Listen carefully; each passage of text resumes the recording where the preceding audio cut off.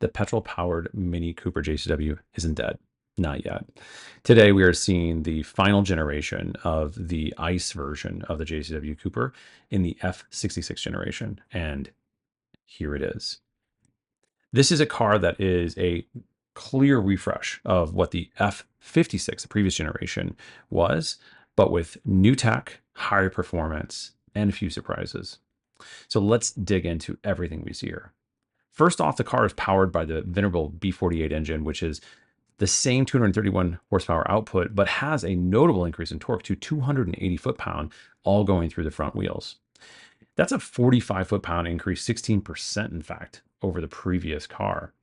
And that is really, really interesting in terms of what it does for performance. Now, it doesn't increase it dramatically because this is primarily limited by traction of the front wheels, but it does allow for what we believe will be much quicker lap times. In fact, at this year's 24 Hours of Nürburgring, this car lapped 38 seconds faster than the previous generation, albeit one with a manual transmission. This has a DCT.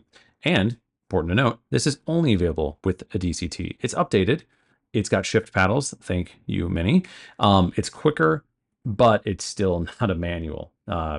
Needless to say, this is a really, really interesting performance upgrade. The track has been widened slightly, and other than that, this is the sort of the standard JCW fare.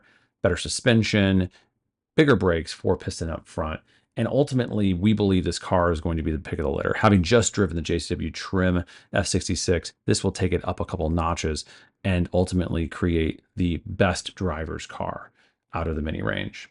So how does this compare to the electric JCW Cooper that was just released last week? Well, this is over 700 pounds lighter and has more torque. Now, it's down on power by about 30 horsepower, but we have to expect this would be quicker on a lot of bigger tracks, whereas the electric car with its instantaneous torque is a little bit quicker on those smaller tracks. Now, design. The design of this car is interesting because it is a very, very similar look to the JCW trim, which we just reviewed on MotoringFile. This is a car that has some subtle differences. There's red trim here in the front. It's, of course, got those calipers, and it's got a unique single exhaust. Of course, the F66 Cooper S has no visible exhaust. Now let's turn our attention to the other new car that was debuted today. It's the F67 convertible JCW. So this is identical to what we just saw in the hardtop, but of course with an open top. You'll see similarities to the previous generation. Well, that's because this is, like the F66, a refresh of that previous generation. A lot has changed, of course, under the skin. The engine has been updated, so it's exact same specs as what we just saw. And in fact, it carries over the same exact top as the previous convertible. And notably, the rear taillights are the same. Why? It would have cost Mini, apparently, too much money to retrofit that design into the tailgate design of the F57.